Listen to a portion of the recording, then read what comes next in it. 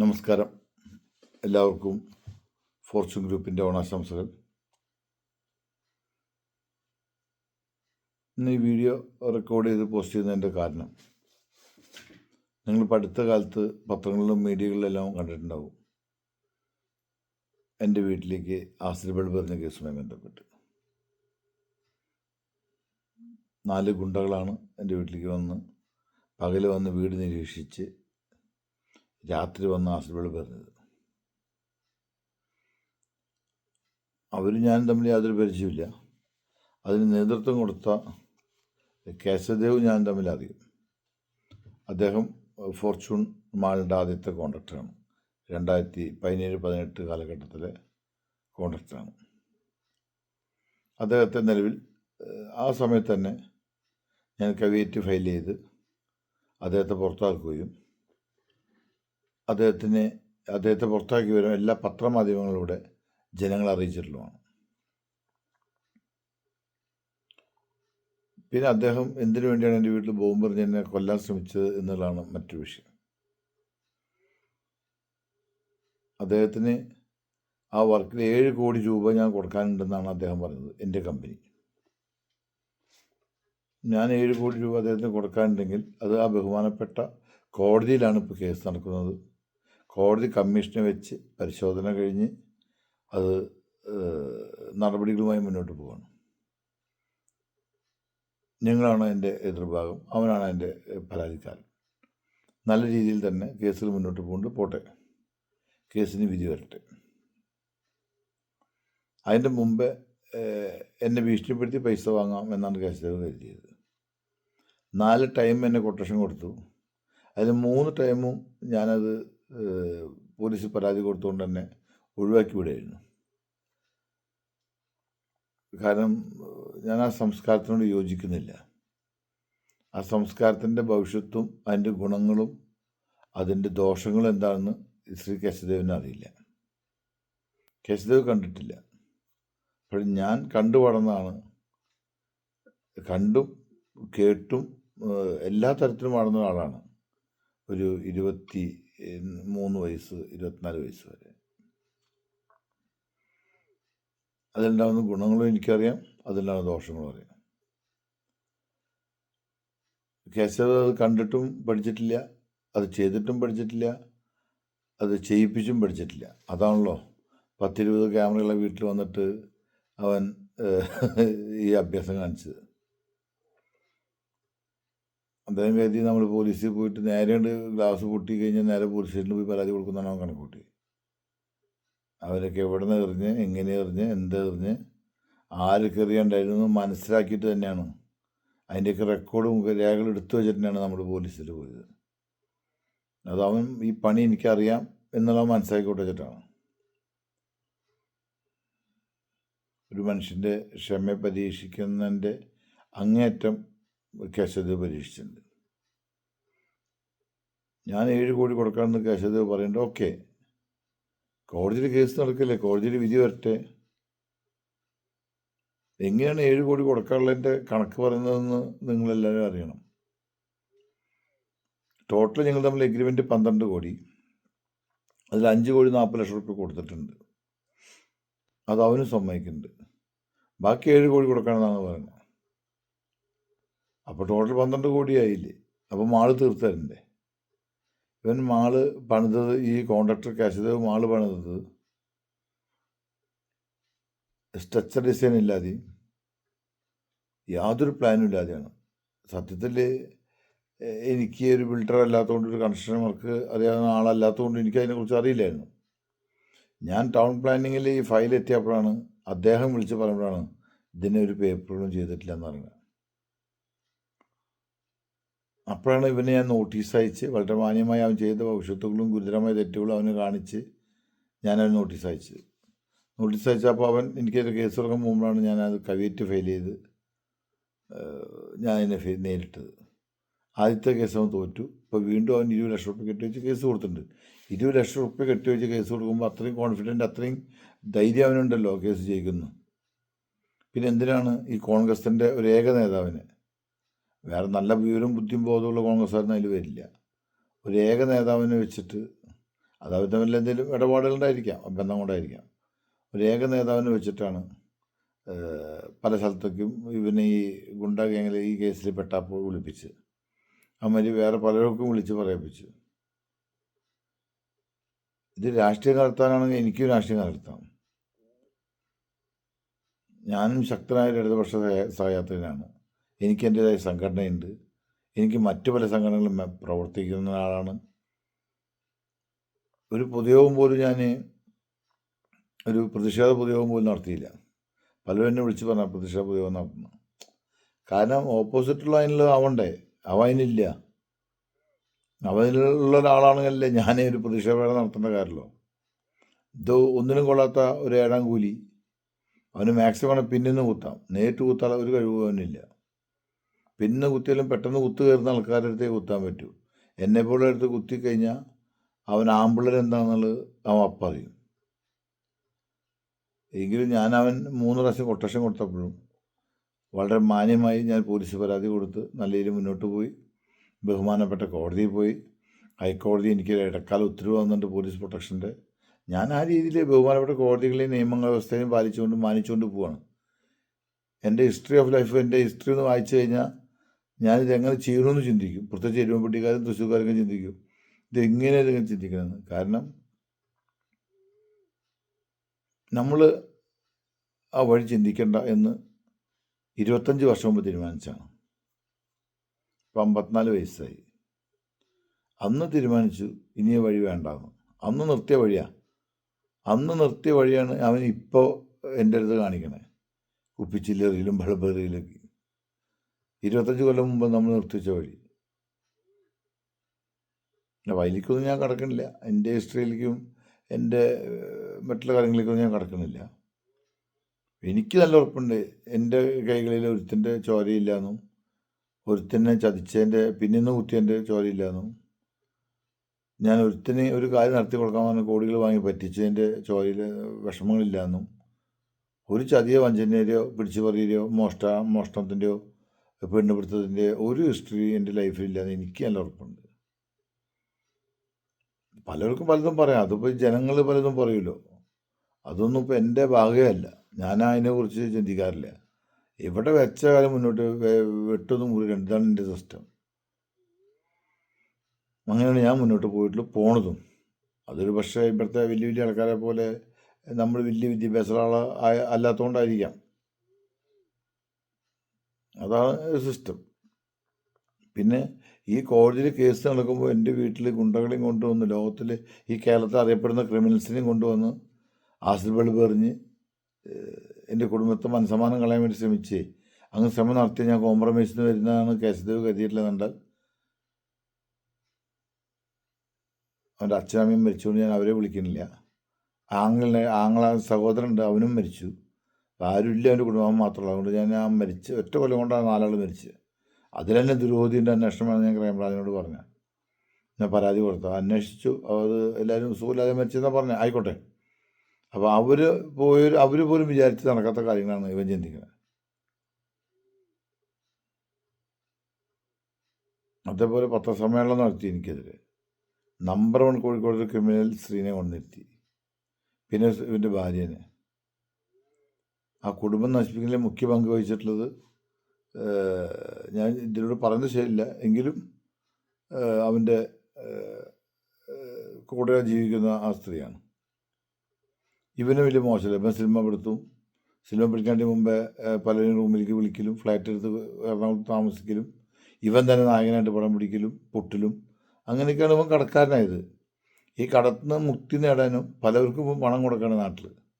ഈ പണം കൊടുക്കാതെ മുക്തി കിട്ടാനും പിടിച്ചു നിൽക്കാനൊക്കെ അവൻ പറഞ്ഞ ഐസ് പണം കൊടുക്കണമെന്ന്.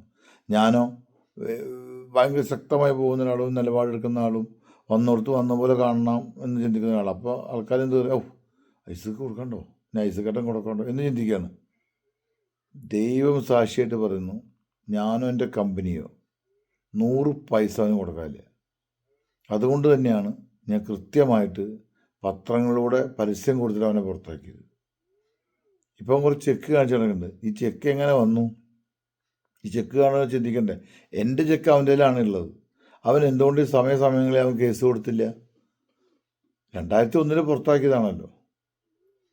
ഇത്രയും വർഷമായിട്ട് എന്തോ ചെക്കിൻ്റെ മുകളിൽ പരാതി കൊടുത്തില്ല, ഒരു കേസ് കൊടുത്തില്ല. ഇപ്പം അനിയൻ മരിച്ചപ്പോണ്ട് ഞാൻ വിസയ്ക്ക് അനിയൻ്റെക്കുന്ന പൈസ വാങ്ങിയെന്ന് പറഞ്ഞിട്ട് കേസ് കൊടുത്തിരിക്കുന്നു. ഇവൻ തന്നു പോലീസ് കേസ് തള്ളി. 1 കോടി രൂപ ഡാറ്റ തന്നു എന്ന് പറഞ്ഞു. ഈ തന്നതിന് തെളിവ് വേണ്ട. നീ പണം 1 കോടി തരണമെങ്കിൽ അത് അക്കൗണ്ടിലേക്ക് തരണ്ടേ. അക്കൗണ്ടിലേക്ക് തന്നാലും സർട്ടിഫിക്കറ്റ് ഇഷ്യൂ ചെയ്യുക. അങ്ങനെ തന്നതിന് തെളിവ് വേണ്ടേ. ഇനി അല്ല, അവന് കിട്ടിയതാണ്, അവൻ പണം ഇടാന്ന് വയ്ക്കുക. അവന് സോഴ്സ് ഓഫ് ഇൻകം കാണിക്കട്ടെ. അവൻ 1 കോടി എവിടെ നിന്ന് കിട്ടി, എപ്പം തന്നു, അവൻ കാണിക്കട്ടെ. അതല്ല എൻ്റെ മര്യാദ. ഞാൻ മാതിരി കിട്ടിയ പൈസ എന്നെ രേഖയുടെ പ്രകാരം അവന് കൊടുത്തിട്ടുണ്ട്. 1 കോടി റുപ്യ ആൾ കൊണ്ടുവരുമ്പോൾ അറ്റ്ലീസ്റ്റ് എഴുതി വാങ്ങാതെ കൊണ്ടുവന്ന് തന്നു പോകും. ഞാൻ അവൻ്റെ പെങ്ങളെ ഭർത്താവൊന്നുമല്ലോ അവനെ എന്നെ അത്ര വിശ്വസിക്കാൻ. അവൻ ലോകത്തിലെ ഒരാൾ വിശ്വസിക്കാത്തവനാണ്. അവൻ ആ സമയങ്ങളിൽ കൂടെ കിടക്കുന്നവരെയും കൂടെ നടത്തുന്നവരെയും മാത്രം വിശ്വസിക്കുന്ന വൃത്തികെട്ടവനാണെങ്കിലും പറയാണ് ഈ കേസെടുത്തത്. ഇനി ഞാൻ പത്രങ്ങളിൽ പരസ്യം കൊടുത്തവന് പുറത്താക്കിയവന് മാനനഷ്ട കേസ് ഫയൽ ചെയ്യേണ്ട ഉത്തരവാദിത്തമില്ലേ? അവൻ വലിയ ആണാണ്, സത്യസന്ധനാണെങ്കിൽ മാനനഷ്ട കേസ് ഫയൽ ചെയ്യണ്ടേ? അവൻ എന്തുകൊണ്ടൊന്നും ഫയൽ ചെയ്തില്ല? ഇവന് ഇവിടെ പലവരായിട്ട് കേസ് നടത്തിയിട്ടുള്ളത് പെരിന്തൽമണ്ണയുള്ള രാമകൃഷ്ണൻ്റെ മകനായിട്ടും ചുറ്റുമുള്ളൊരു പേര് ഞാൻ പറഞ്ഞില്ല, അദ്ദേഹം സർവീസിലുള്ള ആളാണ് പട്ടാളത്തിൽ. അദ്ദേഹത്തിൻ്റെ വീടിൻ്റെ കേസ്, ഒറ്റപ്പാലത്ത് ഈ കടമ്പഴിപ്പുറത്ത് ഒരു ബസ് സ്റ്റാൻഡ് വേണ്ടുന്നതായിട്ട് കേസ്, അങ്ങനെ ഒട്ടനവധി കേസുകൾ ഇവൻ്റെ പേരിൽ സിവിൽ കേസ് ഇവൻ പലരും കൊടുത്തിട്ടുണ്ട്. ഇവൻ്റെ പണി തുടങ്ങുക പകുതി ആകുമ്പോൾ എന്തെങ്കിലും പറഞ്ഞ അഭിപ്രായ വ്യത്യാസം ഉണ്ടാവുക, അവർക്കൊരു അറ്റാച്ച്മെൻറ്റ് വാങ്ങിക്കൊണ്ടിരിക്കുക, കേസ് കൊടുത്തിട്ട് എന്നിട്ട് കേസായിട്ട് നടത്തുക. ഇതാണ് ഇവൻ്റെ ഏറ്റവും വലിയ വൃത്തികെട്ട പണി. അത് എൻ്റെ അടുത്ത് മാത്രം എന്തില്ല. കാരണം അവൻ വലിയ ബിടെക്കാരനാണെന്ന് നുണ പറഞ്ഞാൽ, പക്ഷേ ഞാൻ ബിടെക്കാരൻ വെറും 6ാം ക്ലാസ്സാണ്. അത് എൻ്റെ അടുത്ത് പ്രതീക്ഷിക്കേണ്ട കാര്യം ഏത് വിധത്തിലായാലും. അപ്പം ഇന്നലെ 6 കോൺഗ്രസിൻ്റെ പുതുശ്ശേരി നേതാക്കന്മാർ വന്ന് തന്നെ കണ്ടു. ഗിരീഷ്, പിന്നെന്താ ഗിരീഷ് വന്നു, പാലാഴി വന്നു, അവരുടെ മണ്ഡലം പ്രസിഡന്റ്, മുരളിയേട്ടൻ വന്ന ഒരു നേതാവ്, അതേപോലെ രാംകുമാർ വന്നു, അവർ മറ്റൊരു നേതാവ്. കാര്യങ്ങൾ പറഞ്ഞു. ഞാൻ ഓരോന്നവർക്ക് കാണിച്ചു കൊടുത്തല്ലോ. അതിന് ചെയ്തു വെച്ച തോന്നിയാസങ്ങൾ. അവർ അക്ഷരർക്ക് മിണ്ടാണ്ടായിരുന്നല്ലോ. അവർ ഐശ്വര്യങ്ങനെ വന്ന് സംസാരിച്ചപ്പോൾ ഒന്ന് എന്താണെന്ന് അറിയാൻ വേണ്ടി സംസാരിച്ചതാണ്, അല്ല വേറെ ഒന്നുമില്ല എന്ന് പറഞ്ഞു. ഇനി വേറെ ഉണ്ടെങ്കിൽ എന്നെ വെച്ചാലും ഭയമൊന്നുമില്ലെന്നേ. ഇവിടെ നിയമവ്യവസ്ഥ ഉണ്ടല്ലോ. ഇവിടെ ഒരു കൊടി കണ്ടിട്ട് അത് കുത്തും, ഇല്ലെങ്കിൽ ആ കൊടി വന്ന് ഗേറ്റുമ്പോൾ കെട്ടുന്നൊക്കെ പറഞ്ഞ് പേടിച്ച് പോകാൻ ഞാൻ ഇവിടുത്തെ വലിയ വ്യവസായം എന്നല്ല. ഞാൻ ദ്രോഹിച്ചവരാണ്. ഞാൻ ഏറ്റവും കൂടുതൽ സത്യസന്ധമായ കാര്യങ്ങൾ പുറത്തു കൊണ്ടുവന്നതിൻ്റെ പേരിൽ വേദന അനുഭവിച്ചവരും ദ്രോഹം അനുഭവിച്ചവരാണ് ഇവിടെ ഏറ്റവും കൂടുതൽ. ഇരുമ്പുരുക്ക് കമ്പനിക്കാരായാലും മലബാർ സിമൻസിൻ്റെ കേസുകളുമായി ബന്ധപ്പെട്ടായാലും, അങ്ങനെ മോഹൻലാലിൻ്റെ അനകൊമ്പ് കേസായാലും, സോളാർ കേസായാലും, ഏത് കേസ് എടുത്താലൊക്കെ ഞാൻ കേസുകൾ കൊടുത്തിട്ടുള്ള ആളാണ്. അയാളുടെ ഹർജിക്കാരനാണ്. ഇവരാരും എന്നോട് സ്നേഹത്തിലല്ല. എനിക്കതിൽ യാതൊരു വിഷമവുമില്ല. കോടതി നിയമവ്യവസ്ഥയെ പാലിച്ച് മുന്നോട്ട് പോകുന്ന ഒരു വ്യക്തി എന്ന നിലയ്ക്ക് എനിക്ക് അതിനെക്കുറിച്ച് ഭയപ്പെടേണ്ട കാര്യമില്ല. പിന്നെ എന്നെ ഉമ്മാക്കി കാണിച്ച് പേടിപ്പിക്കാമെന്ന് ആരും കരുതണ്ട. അങ്ങനെ പേടിച്ചിട്ട് ജീവിച്ച് മുന്നോട്ട് പോകാനുള്ള ഉദ്ദേശം എനിക്കില്ല. അന്ന് അസ്തമയത്തിൻ്റെ തുടക്കമായിരിക്കും. അത്ര ഞാൻ ഈ വീഡിയോയിൽ അത് പറയണം. അതല്ലാതെ രഹസ്യമായിട്ട് പറയുക, രഹസ്യമായിട്ട് ചെയ്യുക, ഒറ്റയ്ക്ക് തട്ടിക്കുള്ള പോരുക, രാത്രി വന്നിട്ട് കള്ളും കുടിച്ച് വിറ്റായിട്ട് വീട്ടിൽ കുപ്പിയറി, ഇതൊന്നും നമുക്കില്ല. നമ്മൾ നല്ലതായാലും പൊട്ടയാലും അത് പരസ്യമായിട്ട് ചെയ്തു തീർക്കും. അതിനൊന്നും ഒരു ഭയം എനിക്കില്ല. പിന്നെ കോൺഗ്രസ്സുകാർ വന്നത് ന്യായമായ ഒരു കാര്യമാണ്. എൻ്റെ സുഹൃത്തുക്കളാണ് വന്നവരൊക്കെ ഞാൻ പരിചയമുള്ളവരാണ്. അല്ലെ രാംകുമാർ മാത്രമാണ് അതിൽ ഞാൻ കൂടുതൽ പരിചയത്തത്. എനിക്കത് വിരോധമില്ല. അയാൾ 30 കൊല്ലമായിട്ട് എന്നെ കണ്ടു പരിചയമുള്ള ആൾ തന്നെയാണ്. അത്യാവശ്യം സംസാരിക്കാറുണ്ട്. പിന്നെ ഇപ്പം നമുക്ക് അങ്ങനെ അടിയറക്കേണ്ട കാര്യങ്ങളൊന്നും ഇപ്പോൾ ഇതിലില്ല. ഞാൻ പഞ്ചായത്ത് നമ്പർ ഇടിച്ച ഹൈക്കോടതി, അങ്ങനെ ഒട്ടനവധി രേഖകൾ, ഇത് എന്തെല്ലാം തടസ്സങ്ങൾ ഈ മാള ഉയർത്തുന്നതിൻ്റെ പേരിലൊക്കെ ഉണ്ടായിട്ടുണ്ട് വെച്ചിട്ടാണ്. ഞാൻ ഈ തടസ്സങ്ങളിറക്കി രോമത്തിൻ്റെ വില കണ്ടിട്ടാണ് ഞാൻ തടസ്സങ്ങളെ കണ്ടിരുന്നത്. കാരണം എന്നറിയോ, ഞാൻ എൻ്റെ നിലപാടിൽ ഇപ്പോഴും പോണേ. ഇപ്പം ഞാൻ വലിയൊരു കോൺഗ്രസ് നേതാവിൻ്റെ ഒരു ഫോട്ടോ ഞാൻ പോസ്റ്റ് ചെയ്തിട്ടുണ്ടല്ലോ. എൻ്റെ നിലപാടാണ് അത്. മാളായിട്ട് ബന്ധമൊന്നുമില്ല. മാള് ഞങ്ങൾ 140 പ്രവാസികൾ കഷ്ടപ്പെട്ട് ചോര നീരാക്കി അധ്വാനിച്ച് ഞങ്ങൾ പണം മുടക്കി വന്നിട്ടുള്ള മാളാണ്. കൃത്യമായി രേഖയുണ്ട്. 2 കോടി സംതിങ് GST റിട്ടേൺ കിട്ടാനുള്ളവരാണ് ഞങ്ങളെ കമ്പനി. അപ്പോൾ എത്ര രൂപയുടെ മുടക്കിയിട്ടുണ്ട്? അപ്പോൾ ആ വിഷയത്തേക്ക് ഞാൻ കിടക്കണില്ല. ആ വിഷയങ്ങൾ അവിടെ നിൽക്കട്ടെ. ഇത് കേശവദേവുമായിട്ടുള്ള കേസാണല്ലോ. ഇതിൽ കേശവദേവ് ചെയ്ത തോന്നിയാസം എന്ന് പറഞ്ഞത് സ്ട്രക്ചർ ഡിസൈൻ ഇല്ലാതെ ഇത് ടൗൺ പ്ലാനിങ്ങിൽ ഫയൽ ചെയ്തു. ഏറ്റവും വലിയ തെറ്റ്. പിന്നെ സ്ട്രക്ചർ ഡിസൈൻ ഉണ്ടാക്കിയിരുന്നില്ല. അതേപോലെ ഇതിൻ്റെ സ്ട്രെങ്തനിങ് പ്രോബ്ലങ്ങളുണ്ടായിരുന്നു. അതേപോലെ ഫസ്റ്റ് ഫ്ലോർ ഗ്രൗണ്ട് ഫ്ലോർ ഭാഗത്തുള്ള 2 സ്റ്റെപ്പാണ് ഇങ്ങനെ. ഏതൊരു മനുഷ്യന്മാർ ചെയ്യുക. ഹൈപ്പർ മാർക്കറ്റ് വരുന്ന ബിൽഡിങ് 2 സ്റ്റെപ്പ്. ഈ താഴത്തെ സ്റ്റെപ്പ് വാർത്ത് കഴിഞ്ഞപ്പോൾ നിങ്ങൾ ചോദിച്ചത് എന്താ ഹൈറ്റില്ലല്ലോ, എന്ത് സംബന്ധിച്ച ഉടനെ മുകളിലേക്ക് കമ്പി പോക്കി അങ്ങനെ സ്റ്റെപ്പ് വാർത്തു. അതിൻ്റെ ഫസ്റ്റ് ഫ്ലോർ വാർത്തിട്ടുള്ള നമുക്ക് 10 അടി ഹൈറ്റ്, നേരെ തൊട്ട് കഴിഞ്ഞാൽ മുകളിൽ തൊടാം.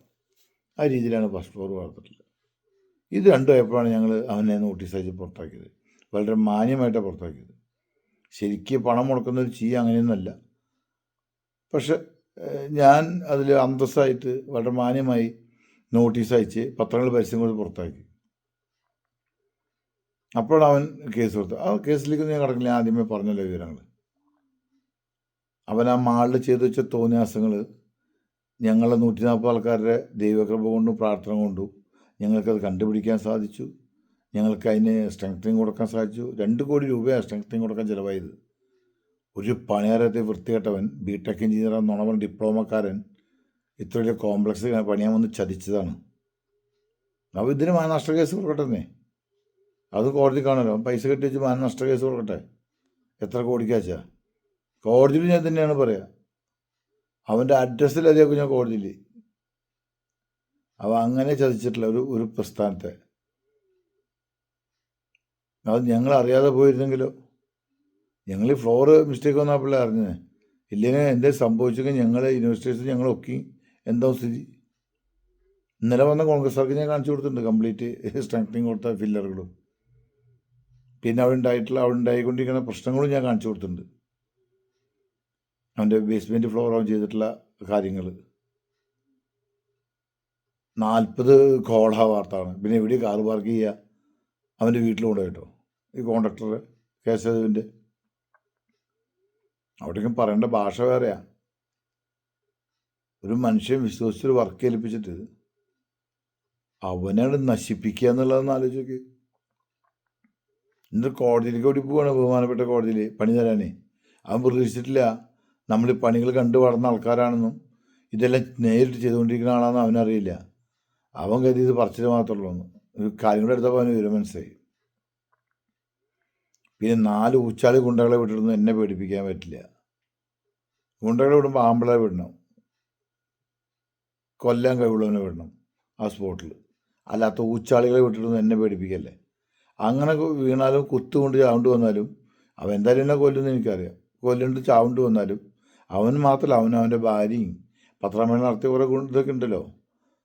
അതിൽ 4-5 പേരെ പേര് ഞാൻ മുഖ്യമന്ത്രിക്ക് ഞാൻ അന്വേഷണത്തിന് പ്രശ്നാന്വേഷണത്തിന് വേണ്ടി പരാതി കൊടുത്തിട്ടുണ്ട്. അതുകൊണ്ട് പേര് പറയണില്ല. ഒന്ന് നേർക്ക് നേർ വന്ന് നോക്ക്. നേർക്ക് നേർ കുത്ത്, അതാണ് കഴിവ്. ആണുങ്ങൾ എന്ന് പറഞ്ഞാൽ നേർക്ക് നേരെ കുത്തണ്ടേ, അത് യാതൊരു സംശയമില്ല. പിന്നെന്ന് കുത്ത ഏതെന്ന് ആർക്കും പറ്റില്ല. കൂടെ നടക്കണവനായാലും അല്ലെങ്കിൽ അറിയാത്തവനായാലും പിന്നൊന്നും ആർക്കും കുത്താൻ പറ്റില്ലേ. കുത്തുമ്പോൾ നേറ്റുവാ, പകൽ വന്ന് എറി. എന്നിട്ട് നീ ഇവിടുന്ന് ഒന്ന് പോ. എന്നാൽ നീ ആൺകുട്ടിയെന്ന് പറയാം. നീയല്ല, എൻ്റെ കുടുംബത്തിന് ഉള്ളത് നീ മാത്രമാണല്ലോ. അതുകൊണ്ട് വേറെ ആരും പറയാൻ പറ്റില്ല, എല്ലാം മരിച്ചു പോയില്ലേ. നീ മരിച്ചതിനെ കുറിച്ച് പറഞ്ഞിട്ട് കാര്യമില്ല, പറയാൻ പാടില്ല എന്നല്ല പറഞ്ഞു. നീ പകൽ ഞാൻ ഇപ്പോൾ താമസിക്കാത്ത കഞ്ചിക്കോട് വീടിൻ്റെ മുകളിൽ നീ ഒരു പൂഴ്ത്തരി ഇട്. പണ്ട് മാളിൻ്റെ മുകളിൽ പൂഴ്ത്തരി ഇട്ടവർക്ക് അറിയാം എന്തുണ്ടായെന്ന്, എങ്ങനെയൊക്കെയാണ് സംഭവിച്ചത്, എന്തൊക്കെ സംഭവിച്ചതെന്ന് അവരത് അറിഞ്ഞതാണ്. അപ്പോൾ അതുകൊണ്ട് ഞാൻ ആ കഥകളിലേക്കും എൻ്റെ ധീരസാഹസ കഥകളിലേക്കൊന്നും പറയുന്നില്ല. ഞാൻ ജനിച്ചു വളർന്ന എരുമപ്പെട്ടിയിലാണ്, തൃശ്ശൂർ ജില്ലയിൽ വടക്കാഞ്ചേരി നിയോജകമണ്ഡലത്തിൽ, ഒറ്റപ്പാലം ലോക്സഭാ മണ്ഡലത്തിൽ. നിങ്ങൾ കൃത്യമായിട്ട് അന്വേഷിച്ചോളി. എൻ്റെ ജാതകം അവിടെ നിന്ന് കിട്ടും. അങ്ങനെ അത് കണ്ടിട്ടാണ്, അത് അങ്ങനെ തന്നെയാണ് ഞാൻ വളർന്നു വന്നത്. എനിക്കറിയാം ഒരു വീഡിയോ. നിങ്ങളെന്ന് ഉദ്ദേശിച്ച് എൻ്റെ ഇത് വീഡിയോ കാണുന്നവരല്ല, കേശവദേവിൻ്റെയും അവൻ്റെ ഗുണ്ടകൾ തന്നെയാണ്. എൻ്റെ ജാമ്യം കിട്ടാത്ത ചിലവർക്ക് ഈ കേരളത്തിലെ എല്ലാ കേസുകളും ഒളിവുള്ളതും വാറണ്ടുള്ളതും ഒക്കെ അപ്പോൾ അവർ നെഞ്ഞത്ത് കൊണ്ട് കിടക്കണ്ടല്ലോ. വിസ തട്ടിപ്പ് കേസിലെ പ്രതി, നർക്കോട്ടിക് കേസിലെ പ്രതി, ഇപ്പം എല്ലാവരും വന്നല്ലോ. കേസുകൾ എല്ലാ കോടതിയിലും പോലീസ് സ്റ്റേഷനിലും കേസുകളിലൊക്കെ ഇവിടെ വന്നല്ലോ വാറണ്ടുകൾ. കാറോടെ കോങ്ങാട് കിടക്കേണ്ട ഒരു ബ്ലൂ വണ്ടി നിങ്ങൾ ആരെങ്കിലും റൂട്ടോട് പോകുമ്പോൾ കണ്ടാലേ ബ്ലൂ വണ്ടികൾ കിടക്കുന്നുണ്ട്. പിടിച്ചിട്ടില്ല. KL-41 ആ കാറുകാരൻ്റെ കഷ്ടകാലം. അവന് മോഹിപ്പിച്ച് കൊണ്ടുവന്ന 1 കോടി കൊടുക്കാന്നുണ്ട്. 1 കോടി 3 കോടി കൊട്ടേഷൻ കൊടുക്കണ്ട. 10 കോടി കൊണ്ട് മേടിച്ചു തന്നാൽ 3 കോടി നിങ്ങൾക്ക് ചായ കുടിക്കുള്ള പൈസ അവന് കൊടുക്കാനില്ലാത്ത ഞാൻ 10 കോടിൻ്റെ ഒക്കെ വാങ്ങിയ 3 കോടി. എന്ത് കൊട്ടേഷനുള്ള ടീം അവരൊക്കെ.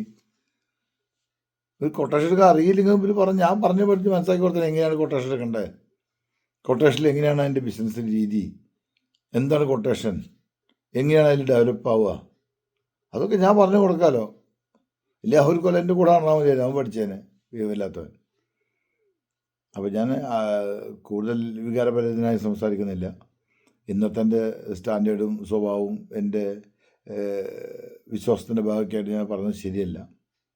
പക്ഷെ കുറച്ചേനും പറഞ്ഞില്ലെങ്കിൽ അവന് തോന്നും അവൻ എന്തൊക്കെ സംഭവമാണ്. അവൻ എല്ലാ കോൺഗ്രസ്സുകാരടുത്തും പോയി അവസാനിച്ചിട്ടാണ് ഇപ്പോൾ അവൻ പുതുശ്ശേരിക്ക് എത്തിയത്. ഞാൻ പഞ്ചായത്തിലേക്ക് കണ്ട് ഓടി ചെന്നാക്കണം ഇപ്പം അങ്ങോട്ട് തടുക്കാന്ന് വെച്ചിട്ട്. അവിടെ അവൻ്റെ ഇരിക്കല്ലേ മറ്റുള്ളവർ.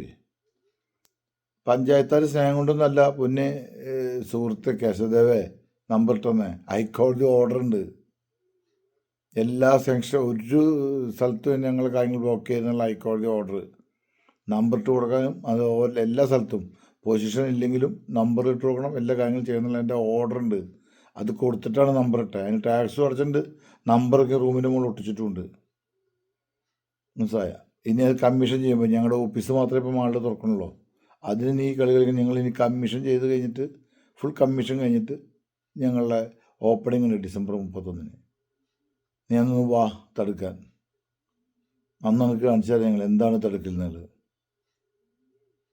ഏത് പാവപ്പെട്ട മനുഷ്യൻ്റെ ക്ഷമയും പരീക്ഷിക്കുമ്പോൾ സൂക്ഷിച്ച് പരീക്ഷിക്കണം.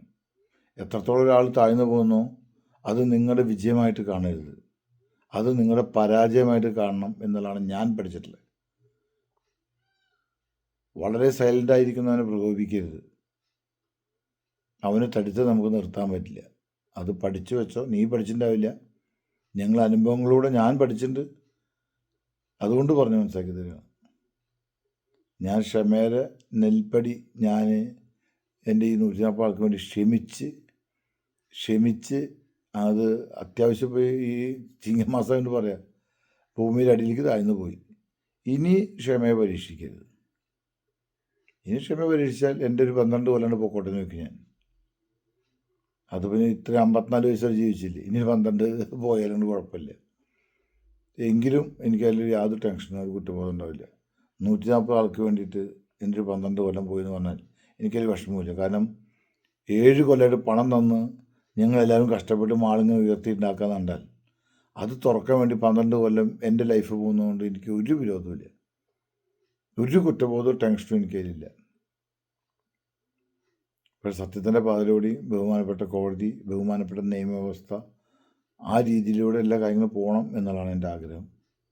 അതിന് മാത്രമാണ് ഞാൻ പ്രാധാന്യം കൊടുക്കുന്നത്. ഞാൻ സഹിച്ച് ഞാനിവിടെ ഇത്രയും നീ കാട്ടിയിട്ടും ഞാൻ സഹിച്ചു പോണത്.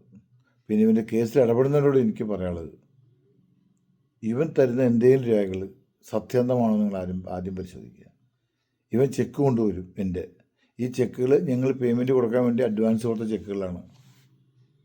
ഞങ്ങൾ പേയ്മെൻറ്റ് കൊടുക്കുമ്പോൾ ചെക്ക് റിട്ടേൺ തരണം. അവൻ ഞങ്ങളുടെ ഒരു ഭാഗം ആവാമെന്ന് പറഞ്ഞുകൊണ്ട് പിന്നെ ഞങ്ങൾ ശ്രമിച്ചു. ഇവൻ ഏറ്റവും വലിയ ചതി ചെയ്ത് ഞങ്ങൾ കമ്പനിയിലെ ഡയറക്ടറാവാം, മാളിൻ്റെ വർക്ക് കഴിഞ്ഞ് കഴിഞ്ഞാൽ അതിൽ നിന്നൊരു ₹1 കോടി മൈനസ് ചെയ്യാം, ഞാൻ നിങ്ങളുടെ ഡയറക്ടറായിട്ട് നിങ്ങളൊപ്പം ഉണ്ടായിക്കോളാം, നമുക്ക് ഗംഭീര ബിസിനസ് സംരംഭം ഇതാക്കാൻ ഞാൻ കൂടെ ഉണ്ടാവും, മറ്റുള്ള കൺസ്ട്രക്ഷൻ വർക്കുകളൊക്കെ ചെയ്യാം. അങ്ങനെ വളരെ ശക്തമായ രീതിയിൽ പ്രകോപനം പ്രകോപിച്ചത്. ഞാൻ കരുതുന്ന നമ്പൂരിയല്ലേ, നമ്മൾക്ക് നമ്പൂരിമാരെന്ന് പറഞ്ഞു കഴിഞ്ഞാൽ സ്വതവേ ഒരു പാവങ്ങൾ നല്ല രീതിയിൽ പണിയെടുക്കുന്നത്, അതൊക്കെ നമ്മൾ ചിന്തിക്കുക. ഇവൻ നമ്പൂരിയാണോ അതോ ജാതി ഞാൻ പറയുന്നില്ല, ബാക്കി ഞാൻ പറയാതിരിക്കുന്ന ബുദ്ധി. അപ്പോൾ ഇതാണ് കേശവദേവൻ്റെ കഥ. പിന്നെ അവൻ കാണിക്കുന്നുണ്ട് ആ ചെക്കുകൾ തന്നെ 1 കോടിക്ക് കാണിക്കുന്നുണ്ട്. പണം തന്നതിനും ഇല്ലെങ്കിൽ ഇവൻ മറ്റുള്ള കാര്യങ്ങൾ ചെയ്തതിനും ഒന്നിനും തെളിവ് രേഖകളില്ല. ഞാൻ ചോദിക്കട്ടെ, ഇവൻ ഈ 12 കോടി ചിലവാക്കിയെന്നല്ല പറഞ്ഞു. 7 കോടി അവൻ ചിലവാക്കിയതും 5 കോടി ഞങ്ങൾ കൊടുത്തു പോട്ടെ, ടോട്ടൽ 12 കോടി അവൻ ചിലവാക്കിയെന്നല്ല പറഞ്ഞു. ഈ 12 കോടി ബില്ല് അവൻ സബ്മിറ്റ് ചെയ്യണ്ടേ GSTയിൽ സാധനങ്ങൾ വാങ്ങിയതിൻ്റെ? ഈ 12 കോടി അവൻ ചിലവാക്കിയതിൻ്റെ കൃത്യമായ ബില്ലുണ്ടെങ്കിൽ പിന്നെ അവൻ എന്തിനും ഭയം കോടതിയിൽ കൊടുക്കാമല്ലോ. അതല്ല എൻ്റെ മര്യാദ. ഈ 12 കോടിയുടെ വർക്ക് ചെയ്തതിൻ്റെ ബില്ല് അവൻ്റെ കയ്യിലുണ്ടെങ്കിൽ, അവൻ ചെയ്ത വർക്കുകളുടെ വലിയ ബില്ലില്ലാതെ ഇതൊന്നും ഇപ്പോൾ ചെയ്യാൻ പറ്റില്ലല്ലോ. ഇന്ത്യൻ ഗവൺമെൻറ് അവൻ തട്ടിച്ചിട്ടൊന്നും എനിക്കറിയില്ല. അതുണ്ടെങ്കിൽ അവൻ സത്യം തമ്മിൽ ബില്ലുകൾ രേഖകൾ അവൻ്റെ ഒക്കെ ഉണ്ടെങ്കിൽ അത് കോടതി കൊടുത്ത കേസ് ജയിച്ചില്ലേ അവൻ കൊടുക്കട്ടെ. അവൻ മാക്സിമം കൊടുക്കാൻ പറ്റിയ 2 കോടിയോ 3 കോടിയോ ബില്ല. അതിന് 5 കോടി 40 ലക്ഷം രൂപ അവൻ്റെ ബാങ്ക് അക്കൗണ്ടിലേക്ക് ഞാൻ ഇട്ട് കൊടുത്തിട്ടുണ്ട്. ബാങ്ക് അക്കൗണ്ടിലേക്ക്, കനറ ബാങ്കിൻ്റെ. പിന്നെ ഞാൻ ഓടി പാസ്സാകാൻ വേണ്ടി അവൻ ലെറ്റർ കൊടുത്തിട്ടുണ്ട്, ഞങ്ങൾ വർക്ക് അവനാ കൊടുത്തിട്ടില്ലെന്നുണ്ട്. അതും ചിലപ്പോൾ അവൻ നാളെ രേഖയായിട്ട് കൊണ്ടുവരും. അതൊക്കെ ഒരു കമ്പനി വർക്ക് നടക്കുമ്പോൾ ചെയ്യുന്നതാണ്. ഇവൻ ഡയറക്ടറാണ്, ഇവൻ കമ്പനിയിലേക്ക് പൈസ തരണ്ടേ. കമ്പനി അക്കൗണ്ടിലേക്ക് പൈസ തന്നാലേ അവന് ഞങ്ങൾ സർട്ടിഫിക്കറ്റ് ഇഷ്യൂ ചെയ്യുക. അവൻ ഞങ്ങളുടെ സർട്ടിഫിക്കറ്റ് കാണിക്കട്ടെ. ഞാനും 3 ഡയറക്ടർമാർ ഒപ്പിട്ട ഞങ്ങളുടെ സീല് വെച്ച ഒരു സർട്ടിഫിക്കറ്റ് അവൻ കാണിക്കട്ടെ. അതല്ലേ അവൻ്റെ കഴിവ്. ഇതേ സർട്ടിഫിക്കറ്റ് വന്നിരിക്കുന്നു, എന്നെ ചതിച്ചു, ഞാൻ പൈസ കൊടുത്തത് അവന് ബ്ലാക്കാണ്. ആയിക്കോട്ടെ, ബ്ലാക്കിൻ്റെ നഷ്ടപരിഹാരം കൊടുക്കട്ടെ, കെട്ടട്ടെ. അവനായി അവരായി. ഈ തന്ന ഡേറ്റും തന്ന തെളിവും തന്ന കാര്യങ്ങളും വേണ്ടേ. അവൻ പണം തരാത്തതുകൊണ്ടാണല്ലോ ഞാൻ ഡയറക്ടർ ബോർഡ് എടുക്കാത്തതും അവന് ഞാൻ സർട്ടിഫിക്കറ്റ് കൊടുക്കാത്തതും. അവൻ ഇന്നുവരെ ഞങ്ങൾ ഡയറക്ടർ ബോർഡ് ഡയറക്ടറല്ല, ഇന്നുവരെ ഡയറക്ടർ ആക്കിയിട്ടില്ല. പിന്നെ എങ്ങനെയാണ് ആക്കിയിട്ട് ഒഴിവാക്കിയത് പോലുമില്ല. അവൻ ഇല്ല, അവ ഒരിക്കലും ഡയറക്ടറല്ല. വെറുതെ ചുമ്മാ ആൾക്കാരെ പറ്റിയൊക്കെ പറഞ്ഞ് ഞാൻ കുറച്ച് സ്ട്രോങ് നിലപാടായി പോകുന്ന ആളല്ലേ, അപ്പോൾ മറ്റുള്ളവർ വിശ്വസിച്ചോളും എന്നുള്ളതാണ്. എന്നെ സ്നേഹിക്കുന്നവരും എന്നെ വിശ്വസിക്കുന്നവരും എനിക്ക് സപ്പോർട്ട് ചെയ്യുന്നവരും ഒരു വിഭാഗം തന്നെ ഇവിടെ ഉണ്ട്. അത് നീ ഫസ്റ്റ് കൊട്ടേഷൻ കൊടുത്തവർക്ക് മനസ്സിലായിട്ടുണ്ട്. എൻ്റെ ഏറ്റവും വലിയ ശത്രുക്കളെ പോയി കണ്ടിട്ടാണ് നീ എനിക്ക് കൊട്ടേഷൻ ടൈറ്റാക്കി. അവർ തന്നെയാണ് നിങ്ങൾക്കെതിരെ പരാതി കൊടുത്തത്. അവർ തന്നെയാണ് കൊട്ടേഷൻ വന്നവരെ വാളയാർ പോലീസിൽ പിടിപ്പിച്ചത്. അവർ തന്നെയാണ് അവിടെ വെച്ചിട്ട് പിന്നെ മധ്യസ്ഥവൻ അറിയാൻ പറ്റിപ്പോയി അബദ്ധം ക്ഷമിക്കണമെന്ന് പറഞ്ഞ് കോംപ്രമൈസ് ആക്കിയ ഒരു അഡ്വക്കേറ്റ് ഒക്കെ ഉണ്ടായിരുന്നുകൊണ്ട് ഞങ്ങൾ ഒഴിവാക്കിയത്. പറഞ്ഞു മനസ്സിലായ? നീ രണ്ടാമത് കൊട്ടേഷൻ കൊടുത്തത് എൻ്റെ ഏറ്റവും വേണ്ടപ്പെട്ട തൃശ്ശൂരും എറണാകുളത്തുള്ള ഞാൻ ബന്ധമുള്ളവർക്കാണ്. അവരിവിടെ വിളിച്ച് ചോദിച്ചപ്പോഴേ ഇവിടുന്ന് മെസ്സേജ് കിട്ടി എൻ്റെ അടുത്ത കൊട്ടേഷൻ. പിന്നെ ഏതൊന്ന് ആറുകൾക്ക് നീ കൊട്ടേഷൻ കൊടുത്തു എൻ്റെ വണ്ടി നമ്പറൊക്കെ നോട്ട് ചെയ്യാൻ. എൻ്റെ വണ്ടി നമ്പർ നോട്ട് ചെയ്യേണ്ട പൊട്ട വിവരം ഉണ്ടെങ്കിൽ നിനക്ക് RC ഐസക് വർഗീസിന് അടിച്ചാൽ പോരെ. RTO ഓഫീസിനും ബുക്കും RC ഓണറുടെ പേരും എല്ലാ ഡീറ്റെയിൽസും കിട്ടില്ലേ. നമ്പർ നോട്ട് ചെയ്യാൻ നിൽക്കണം. നീ നമ്പർ നോട്ട് ചെയ്യുന്നത് വേറെ ഒന്നുണ്ട് വീട് വിളിച്ച് പറഞ്ഞു കഴിഞ്ഞാൽ ഞാൻ അങ്ങോട്ട് ഭയപ്പെടും. നീ മണ്ടർന്ന ഞാൻ കണക്ക് കൂട്ടി. കാരണം ഞാൻ നിൻ്റെ നമ്പർ ബോർഡ് എടുക്കണമെങ്കിൽ ഞാൻ നിൻ്റെ വണ്ടി പിന്നാലെ നടക്കൊന്നുമില്ല. വിവര ചോറിന് 6ാം ക്ലാസ് ബുദ്ധിയുള്ള 6ാം ക്ലാസ് പഠിച്ച് എനിക്കാ ബുദ്ധിയുണ്ടല്ലോ ഏത് രേഖ എങ്ങനെ എടുക്കണം എന്നുള്ളത്. ഇന്ന് നീ വലിയ എംടെക്കാരനെന്നല്ലേ പറഞ്ഞു, ബിടെക്കും ഡിസൈനിങ്ങും. സ്കൂളിൻ്റെ പടി നീ കണ്ടിടണമെന്ന് എനിക്ക് സംശയമാണ്. അത് നല്ല സ്കൂളിൻ്റെ പടി. ഞാൻ വണ്ടിയിൽ പിന്നിൽ ആളെ പറഞ്ഞയക്കുക. എൻ്റെ വണ്ടിയിൽ പിന്നിലേക്ക് ആളെ പറഞ്ഞേക്കുമ്പോൾ സൂക്ഷിച്ച് പറഞ്ഞേക്കണം. ചിലപ്പോൾ അതിൻ്റെ പിന്നിൽ 3 വണ്ടി വേറെ ഉണ്ടാവും. അത് നീ മനസ്സിലാക്കിക്കോ. അത് എന്നായിട്ട് മുട്ടിയവർക്ക് പലർക്കും അറിയാതെ. പിന്നെ ഞാൻ കഥ പറയാൻ പോകണ്ടെങ്കിൽ രാത്രിയിലും പകലായാലും കുടുംബത്ത് പോയിട്ടാ കഥ പറയാം. അല്ല ഞാൻ ഈ റോട്ടിൽ നാണം കെട്ട പരിപാടിക്കൊന്നും ഞാൻ നിൽക്കില്ല. അതാണ് ഞാൻ നിന്നോട് ഇതിന് മുമ്പ് നീ രണ്ടാമത്തെ കൊട്ടേഷൻ കൊടുത്തപ്പോൾ പറഞ്ഞേ, നീ നന്നായിട്ട് എന്നെ പറ്റി ഒന്ന് അന്വേഷിക്ക് എന്നിട്ട് കൊട്ടേഷൻ കൊടുക്കുന്നു. ഞാൻ വലിയ ആളൊന്നുമല്ല, നീ വീഴും. ഏത് വൻമരങ്ങളും വീണുണ്ട്, ഞാനും വീഴും. പക്ഷെ ഞാൻ വീണാൽ ഈ 140 ആൾ വീഴാൻ ഞാൻ സമ്മതിക്കില്ല. അത് ഞങ്ങളുടെ ചോരയാണ്. അത് കൈവിട്ട കളിയായിരിക്കും. നിനക്ക് എന്നെ ചിലപ്പോൾ വീഴ്ത്താൻ പറ്റുമായിരിക്കാം, വീഴ്ത്തിക്കോ, നമുക്ക് നോക്കാം. പക്ഷെ അങ്ങനെ എളുപ്പമൊന്നും ഓടി കയറി വിടാവുന്നൊരു മരമല്ല നമ്മൾ. സൂക്ഷിച്ച് കളിച്ച് 6ാം ക്ലാസ് പഠിച്ചിട്ട് ഇതുവരെ എത്താന്നുണ്ട.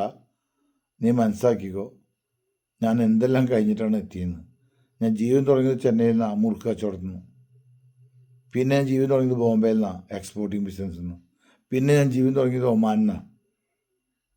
പിന്നെ ഞാൻ കുവൈറ്റ്, അത് കഴിഞ്ഞ് ദുബായിൽ. ഇപ്പോഴും ദുബായ് റെസിഡൻസ് വിസയുണ്ട്, സ്വന്തം കമ്പനിയാണ്. പറഞ്ഞു മനസ്സിലായ? അപ്പോൾ അതുകൊണ്ട് നീ മനസ്സിലാക്കണം, നീ കണ്ട ലോകത്തിലൂടെയല്ല ഞാൻ വളർന്നു വന്ന ലോകം. ഈ ശരീരത്തിൻ്റെ ഉൾവശം മുഴുവൻ പല ഭാഗങ്ങളിലും പല മുറിവുകളും വെട്ടുകളും സ്റ്റിച്ചുകളും കാണാം. അതെല്ലാം അനുഭവിച്ചും ഒത്തിരി നാൾ പല കാര്യങ്ങൾ അനുഭവിച്ചും ബില്ലായി വന്നു തന്നെയാണ്. അതൊന്നും ഇപ്പോൾ ഇന്നത്തെ പൊസിഷനിൽ ഞാനത് പറയുന്നത് ശരിയല്ലാത്തതുകൊണ്ടാണ്. എങ്കിലും പറയണം, ഞാൻ ഫൈറ്റ് ചെയ്യുന്നുണ്ടോ എത്ര വലിയവനായിട്ടാണെങ്കിലും അവൻ്റെ ജാതകം എഴുതി വെച്ച് കണക്കൂട്ടി അവൻ ഏത് റേഞ്ചിൽ പോകുമെന്ന് പറഞ്ഞിട്ട് തന്നെയാണ് ഞാൻ മുട്ടാറുള്ളൂ. ഇരുമ്പൂർ കമ്പനിക്കാരുടെ മുട്ടിയെ പോകുന്നു, ടിപ്പർ കയറ്റും ലോറി കയറ്റുന്നു. ഞാൻ അവരോട് 100 കോടി പെനാൽറ്റി അടപ്പിച്ചില്ലേ ഗവൺമെൻറ്റിൻ്റെ പൈസ വൈദ്യുതി മോഷണം നടത്തിയിട്ട്. ഗ്രീൻ ചാനൽ സംവിധാനത്തിൽ കൂടെ സ്പിരിറ്റ് കടത്തി ഞാൻ പിടിപ്പിച്ചില്ലേ. മലബാർ സിമൻസ് അഴിമതി ഞാൻ പുറത്തു കൊണ്ടുവന്നില്ലേ. അവിടെ എല്ലാവരും കൂടി VM രാധാകൃഷ്ണനെ ശശീന്ദ്രൻ്റെ ഭരണവുമായി ബന്ധപ്പെടുത്താൻ നോക്കി. ഞാൻ കോടതിയിൽ ബഹുമാനപ്പെട്ട ഹൈക്കോടതി പറഞ്ഞല്ലോ അത് ആത്മഹത്യയാണ്, കൊലപാതകമല്ലാന്ന്.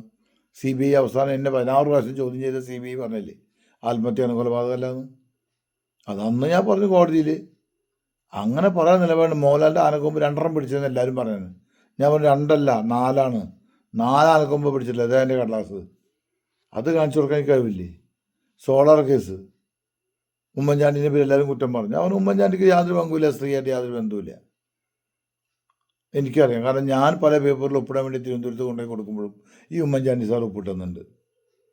അദ്ദേഹം ഈ പെണ്ണ് പോയാലും ഞാൻ ഒപ്പിട്ട് കൊടുക്കും. ഈ അദ്ദേഹത്തിന് അങ്ങനെ ഒരു വിഷയമില്ല, ഒപ്പിടണമെന്ന് മാത്രമേ ഉള്ളൂ. ഞാൻ അദ്ദേഹത്തെ കളിയാക്കി പറഞ്ഞില്ല.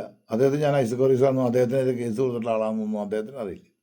ഞാൻ പല പരാതികളായിട്ട് സെക്രട്ടേറിയറ്റ് പോകുമ്പോൾ അദ്ദേഹം എനിക്ക് അതൊക്കെ ഒപ്പിട്ടില്ല. അത് നിഷ്കളങ്കതയാണ്. അത് ഞാൻ കമ്മീഷൻ്റെ മുന്നിൽ പറഞ്ഞില്ലേ. അതുകൊണ്ട് ഹൈക്കോടതിയിൽ അതിൽ ജാമ്യം കിട്ടിയതും പല കാര്യങ്ങളുണ്ടായതും. കാര്യങ്ങൾ മുഖത്ത് നോക്കി പറയും. തെറ്റിന് തെറ്റായിട്ട് തന്നെ പറയും. ചില തെറ്റുകൾ നമ്മൾ ഇടപെടേണ്ട, മാറി നിൽക്കാൻ തീരുമാനിക്കും. അങ്ങനെ മാറുന്ന തെറ്റുകളുണ്ട്.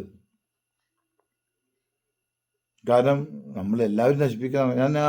ഞങ്ങളുടെ കേസിൽ തഹസിൽദാരുടെ കേസിൽ എന്തുണ്ടായത്, അദ്ദേഹത്തിനോട് എത്ര പ്രാവശ്യം പറഞ്ഞു, സാർ നിങ്ങൾ കളിക്കുന്നത് ശരിയല്ല, ഞങ്ങളുടെ പേപ്പർ ഡോക്യുമെൻറ്റ്സ് തെറ്റാണ്, നിങ്ങൾ ഇത് ക്യാൻസൽ ചെയ്ത് തണ്ടപ്പേര് ക്യാൻസൽ ചെയ്തോളൂ, വിരോധമില്ല, ബാക്കി പ്രോപ്പർട്ടികൾ ക്യാൻസൽ ചെയ്യരുത്. അവർ തന്ന സമ്മതപത്രപ്രകാരം ഇത് പഞ്ചായത്ത് വില്ലേജ് തന്നതാണ്. അയാളെല്ലാം ബ്ലോക്ക് ചെയ്തു. അയാൾ എൻ്റെ തലയിൽ കയറി ഇരുന്ന് കളിച്ചു. ഇപ്പം അയാൾ വീട്ടിലിരുന്ന് കളിക്കുക. എനിക്ക് അയാളുടെ വിഷമമൊക്കെ ഉണ്ട് അയാളുടെ ജോലി പോയാൽ. ഞാൻ കൈക്കൂലി വാങ്ങുന്ന ഉദ്യോഗസ്ഥന്മാരോട് പറയാറുണ്ട് എപ്പോഴും, നിങ്ങൾ കൈക്കൂലി വാങ്ങുന്നത് ആ ഒരു സമയത്ത് നിങ്ങൾക്ക് ഭയങ്കര സുഖവും സന്തോഷം ഉണ്ടാവും, വീട്ടിൽ ചെല്ലുമ്പോഴും ഉണ്ടാവും. പക്ഷെ നിങ്ങൾ പിടിക്കുന്ന ദിവസം ജോലിക്ക് പോകുന്ന നിങ്ങളുടെ ഭാര്യ, ഇല്ലെങ്കിൽ വീട്ടിലിരിക്കുന്ന നിങ്ങളുടെ ഭാര്യ, പഠിക്കാൻ പോകുന്ന നിങ്ങളുടെ മക്കൾ, ജോലിക്ക് പോകുന്ന നിങ്ങളുടെ മക്കൾ, അവരെല്ലാം ഒറ്റപ്പെടും, നാണം കെടും. അതുകൊണ്ട് ദയവ് ചെയ്ത് കൈക്കൂലി വാങ്ങരുത്. കൈക്കൂലി വാങ്ങുന്നത് തെറ്റാണ്. നിങ്ങൾ കണ്ട് നിങ്ങളുടെ കുടുംബത്തിലെ എല്ലാവരുടെ പശ്ചാത്തലം തെറ്റാണ്. നിങ്ങൾ പൈസ കൊണ്ടുപോകുമ്പോൾ അവർ സന്തോഷവാന്മാരായിരിക്കാം എല്ലാവരും. പക്ഷേ നിങ്ങൾക്കൊരു ആപത്ത് പറ്റിയാൽ ആ കുടുംബത്തില്ലായ്മ ചെയ്തതിൻ്റെ ഉത്തരവാദിത്വം നിങ്ങൾക്കായിരിക്കും. അതുകൊണ്ട് കൈക്കൂലി വാങ്ങരുത്. ഞാൻ ഒത്തിരി ഉദ്യോഗസ്ഥന്മാരോട് ഞാൻ പറയാറുണ്ട്. എൻ്റെ സുഹൃത്തുക്കളുണ്ട്, എല്ലാ ഡിപ്പാർട്ട്മെൻറ്റിലും ഒത്തിരി ഉദ്യോഗസ്ഥന്മാരുണ്ട്.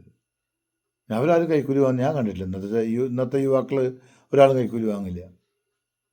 ചെറുപ്പക്കാർ പിള്ളേർ ഒരു പോലീസിലായാലും ഒരു ഓഫീസിലായാലും കൈക്കൂലി വാങ്ങുന്ന പരിപാടിയില്ല. ചെറുപ്പക്കാർ ഒരു വിദ്യാഭ്യാസം, ജോലി, ആത്മാർത്ഥത, സത്യസന്ധത, കുറേയൊക്കെ നീതി പുലർത്തണം എന്ന് ചിന്തിക്കുന്ന ഉദ്യോഗസ്ഥന്മാരെന്നുള്ളത് ഞാനങ്ങനെ വിശ്വസിക്കുക. എൻ്റെ അനുഭവം അങ്ങനെയാണ്. കോടതികളിലായാലും ബഹുമാനപ്പെട്ട കോടതികളിലും നിലപാടുകൾ കൃത്യമായ രേഖയുടെ അടിസ്ഥാനത്തിലും കുറേയൊക്കെ മനസാക്ഷി നോക്കിയിട്ടും സത്യസന്ധത നോക്കിയിട്ടൊക്കെ തന്നെയാണ്. അപ്പോൾ അതാണ് ഈ സമൂഹം. ഇന്നത്തെ സമൂഹം അങ്ങനെ ഡെവലപ്പായി വരുന്ന സമൂഹം. അത് മനസ്സിലാക്കിയിട്ട് വേണം കളിക്കുമ്പോൾ കളിക്കാൻ. അതുകൊണ്ടാണ് നീ 3-4 FIR ഇടിച്ചിട്ട് ആ FIR എല്ലാം തള്ളിപ്പോയത്. അത് നീ മനസ്സിലാക്കണം കേസ്. പിന്നെ അവന് വേണ്ടി ഇടപെടുന്നവർ ആദ്യം അവൻ തരുന്ന രേഖകളിൽ എന്തെങ്കിലും സത്യം 4 ചോദ്യം ചോദിച്ചാൽ മതി. എന്തുകൊണ്ട് നിങ്ങൾക്കെതിരെ ഈ പത്രങ്ങൾ മുഴുവൻ ന്യൂസ് കൊടുത്തിട്ടും, പരസ്യമായി ന്യൂസ് കൊടുത്തു, പരസ്യ പ്രസ്ഥാനം കൊടുത്ത്, നോട്ടീസ് കൊടുത്ത്, നിങ്ങളുടെ പേര് വെച്ച് കൊടുത്തിട്ടും മാനനഷ്ട കേസ് ഫയൽ ചെയ്തില്ല? 2, എന്തുകൊണ്ട് നിങ്ങൾ ഈ കാണിക്കുന്ന 4 ചെക്കുകളോ 4-5 ചെക്ക് ഉണ്ടാവും ഞങ്ങളുടെ കമ്പനിയിൽ, ആ ചെക്കുകൾ നിങ്ങൾ എന്തുകൊണ്ട് സമയം കേസ് ഫയൽ ചെയ്തില്ല? നിങ്ങളുടെ ചെക്ക് ഞങ്ങളുടെ കമ്പനിയിലുണ്ടല്ലോ, കേശവദേവിൻ്റെ 50 ലക്ഷത്തിൻ്റെ ചെക്ക് ഞങ്ങളുടെ കയ്യിലുണ്ട് 2. അതെങ്ങനെ വന്നു? ഇപ്പം നിങ്ങൾ ഈ കൊട്ടേഷൻ കൊടുത്ത് ജനാധിപത്യ മര്യാദയാണോ? 3 കൊട്ടേഷൻ കൊടുത്ത 3 കേസ് നിങ്ങൾ പ്രതിയാണോ? ഈ വീട്ടിൽ ഹസ്ബൻഡ് പറഞ്ഞപ്പോൾ കേശവദേവ് എറിഞ്ഞെന്നും പരസ്യമായിട്ട് ചാനലിലൂടെ പറഞ്ഞ ആളാണ് ഞാൻ, പരാതി കൊടുക്കുന്നതിന് മുമ്പേ. അപ്പോൾ അത്രയും ഇതിൽ ബന്ധമുണ്ടായിട്ടും കോടതിയിൽ ഇടക്കാല ഉത്തരവുണ്ടായിട്ട് നിങ്ങൾ ചെയ്തത് ശരിയാണോ? പിന്നെ ഇത് നിലവിൽ സിവിൽ കേസ് നടക്കല്ലേ? ബഹുമാനപ്പെട്ട കോടതി സിവിൽ കേസ് നടക്കുമ്പോൾ നിങ്ങൾക്ക് കോടതിന് വിശ്വാസമില്ലേ? നിങ്ങൾക്ക് ഇത്രയും രേഖകളും ഇത്ര തെളിവുകളും ഈ 12 കോടി നിങ്ങൾ ചിലവാക്കിയതിൻ്റെ കണക്കും നിങ്ങളുടെ കയ്യിലുണ്ടെങ്കിൽ നിങ്ങൾ എന്തിനു ഭയപ്പെടുന്നു? ഇതൊക്കെയല്ലേ അവിടെ ചോദിക്കേണ്ടത്. അത് ചോദിച്ചാൽ തന്നെ അവൻ്റെ ഉത്തരം തരട്ടവൻ. ഈ ചോദ്യങ്ങൾക്ക് അവൻ മറുപടി തരട്ടെ. എന്നിട്ട് നിങ്ങൾ എന്നെ വിളിക്കുക, ഞാൻ വരാം സംസാരിക്കാൻ. അതല്ല അന്തസ്സ്. അതല്ലാതെ ഉടുതുണിക്ക് മതമില്ലാത്ത ഒരു വൃത്തികെട്ടവൻ കണ്ണി കണ്ട സ്ത്രീകളുമായിട്ട് എറണാകുളത്ത് ഫ്ലാറ്റ് എടുത്ത് താമസിച്ച് ബന്ധപ്പെട്ട് പലതും ചെയ്ത് കോടി നഷ്ടം വരുത്തി, അതിൻ്റെ രേഖയുണ്ട് എൻ്റെ കയ്യിൽ, വോയിസ് മെസ്സേജ്. അതിൻ്റെ വോയിസ് മെസ്സേജ് എൻ്റെ കയ്യിലുണ്ട്. ഞാൻ പ്രാവശ്യം ഞങ്ങളെ ഗ്രൂപ്പിൽ, ഇതൊക്കെ ഞാൻ എൻ്റെ ഗ്രൂപ്പിലിട്ടിട്ടുള്ള ആളാണ്. ഇതെല്ലാം എൻ്റെ ഗ്രൂപ്പിലിട്ടുണ്ട്. ഒരു കാര്യം രഹസ്യമില്ല ഇതിൽ. അതുകൊണ്ടാണ് ഇവൻ എൻ്റെ ഇൻവെസ്റ്റേഴ്സിനെ വിളിച്ചിട്ട് അനാവശ്യ പ്രവർത്തനങ്ങൾ നടത്തുമ്പോൾ വിളിച്ച് തോന്നിയത് പറയുമ്പോൾ അവർ വിശ്വസിക്കാത്തത്. പറയുന്നതിന് ലോജിക്ക് വേണ്ടേ, ഒരു സത്യത വേണ്ടേ, എന്നാലേ ജനം വിശ്വസിക്കുള്ളൂ. കുറച്ച് നേരം നിറയും വേണ്ടേ. കോടതി കേസ് നടക്കുമ്പോൾ ഗുണ്ടായുസം കൊണ്ട് നേരിടാനാണെങ്കിൽ പിന്നെ കോടതി പോയി നിങ്ങൾക്ക് ഗുണ്ടായുസം കൊണ്ട് നേരിടായിരുന്നില്ലേ? ഗുണ്ടായുസം കൊണ്ടൊക്കെ ആണെങ്കിൽ നീ ഒരു മിനിറ്റ് നീ നിലത്ത് നിൽക്കില്ല, എയറിൽ മാത്രമേ നീ നിൽക്കുള്ളൂ. അത് എൻ്റെ ജാതകം അറിയുന്നവർക്ക് അറിയാം. അപ്പം ഞാൻ ആ റൂട്ടിലേക്ക് പോകാത്തത് ഞാൻ നിർത്തിയതാണ്. 97 അതെല്ലാം അവസാനിപ്പിച്ച ആളാണ് ഞാൻ, എല്ലാ തരത്തിലും. പക്ഷെ അന്നും ഇന്നും ഞാൻ പറയാം, ഒരുത്തിനെ പറ്റിച്ചതോ ചതിച്ചതോ വഞ്ചിച്ചതോ സ്ത്രീപീഡനമോ കളവോ മോഷണമോ ഇതൊന്നും ഇന്ന് വരെ എൻ്റെ പേരിലുണ്ടായിട്ടില്ല. അതാണ് എൻ്റെ ചിത്രം, എൻ്റെ ചരിത്രം അതാണ്. അവന്മാർ ഇന്ത്യയിലെ ഒരു കേസിൽ നിന്ന് വരെ എന്നെ ശിക്ഷിച്ചിട്ടില്ല. 14ഓളം കേസ് എൻ്റെ പേരുണ്ടായിരുന്നു തൃശ്ശൂർ ജില്ലയിൽ. ഒരു കേസ് ശിക്ഷിക്കണ്ടേ? കാരണം എന്താ വെച്ചാൽ ഇതെല്ലാം നിമിത്തങ്ങളാണ്, അല്ലാതെ കണക്കൂട്ടലുകളിൽ അവർ എന്നെ പ്രതികളാക്കിയതാണ്. അതാണ് എൻ്റെ സത്യം. എൻ്റെ ഭാഗത്ത് സത്യങ്ങളുണ്ട്, അതിൽ ഞാൻ ഇന്നും വിശ്വസിക്കുന്നു. അതേപോലെ ഞാൻ കടുത്ത CPM അനുഭാവിയാണ്. അതുകൊണ്ട് തന്നെ ഞാൻ മറിച്ച് ദൈവത്തിലും വിശ്വസിക്കുന്നുണ്ട്. ദൈവത്തിലും അതിലും കഠിനമായിട്ട് വിശ്വസിക്കുന്ന ആളാണ്. അതും എൻ്റെ ദൈവത്തിൽ, ഒരു ക്രിസ്ത്യാനി നിലയ്ക്ക് ഞാൻ എൻ്റെ ദൈവത്തിൽ 100% വിശ്വസിക്കുന്ന ആളാണ്. ആ വിശ്വാസം പുലർത്തി പോകുന്ന ഒരാളാണ്. അതുകൊണ്ട് എന്നെ ഭയപ്പെടുത്താൻ നോക്കണ്ട. വീട്ടിലേക്ക് സോഡ കുപ്പി പറഞ്ഞിട്ടും ബൾബ് പറഞ്ഞിട്ടൊന്നും എന്നെ ഭയപ്പെടുത്തണ്ട. അതുമല്ല കൂട്ടിയെ കളിക്കുന്ന പിള്ളേർ, ചോറിനാൻ വഴിയില്ലാത്ത പിള്ളേരെ ഭീഷണിപ്പെടുത്തിയാൽ മതി. എന്നും കൂടി കേശവന് മുന്നറിയിപ്പ് തരികയാണ്.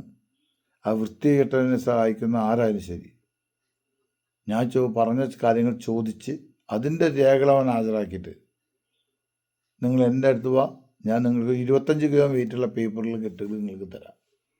നിങ്ങൾ അതൊക്കെ നോക്ക്, അപ്പോൾ മനസ്സിലാവും ഇതിൽ ചതി നടന്നത് എന്താണ്, ഞാൻ ഇതിൽ പറയാത്ത കാര്യം എന്താണ്. ഞാൻ ഇതിൽ ഇത്രയും വിഷയം ഉണ്ടായിട്ട് ഞാൻ ഇതിൽ ഒരു കാര്യം ഇതുവരെ പറഞ്ഞിട്ടില്ല ആരോടും. അതവിടെ വന്നവർക്ക് മാത്രമേ ഞാൻ കാണിച്ചു കൊടുത്തിട്ടുള്ളൂ, മാളിൽ വന്നവർക്ക്. അപ്പോൾ നിങ്ങൾക്ക് മനസ്സിലാവും ഇവൻ എത്ര വൃത്തികെട്ടനാണ്.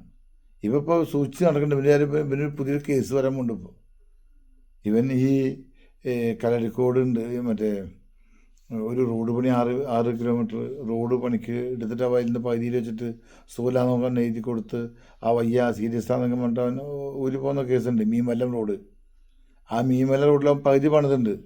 ആ പണിതിൻ്റെ മുഴുവൻ കള്ളപ്പണി ഞാൻ പിടിച്ചിട്ടുണ്ട് വീരാവേശത്തിൽ.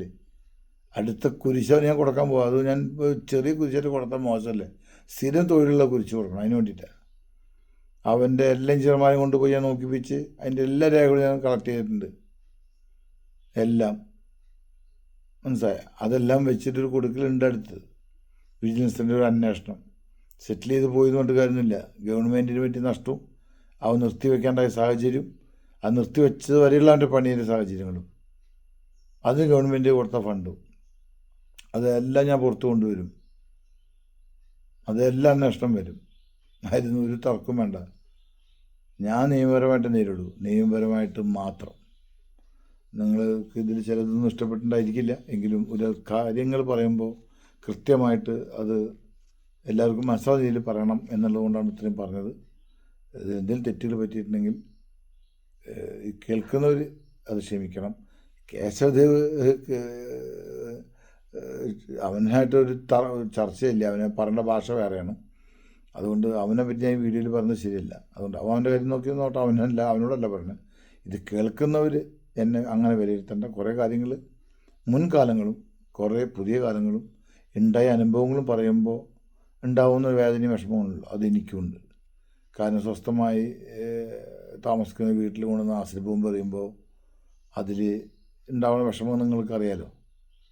ഞാനായതുകൊണ്ട് അത് കൈകാര്യം ചെയ്യാൻ പറ്റി, അതുമാതിരി മാനസികമായി പിടിച്ചെടുക്കാൻ പറ്റി. ചിലർ ഭയന്ന് പോവും, അവർ വീട്ടിലെ കുട്ടികളും മക്കളും ഭാര്യയും ഭയന്ന് പോവും. അപ്പോൾ അതൊക്കെ ഉണ്ടായ ഒരാൾ നിലയ്ക്ക് ഞാൻ ഇത്രയും പറയണ്ടേ എന്ന് വെച്ച് പറഞ്ഞതാണ്. ഇത് പറഞ്ഞതല്ല, സത്യസന്ധമായ പ്രവർത്തനങ്ങൾ തന്നെയാണ് ഞാൻ പറഞ്ഞതല്ല.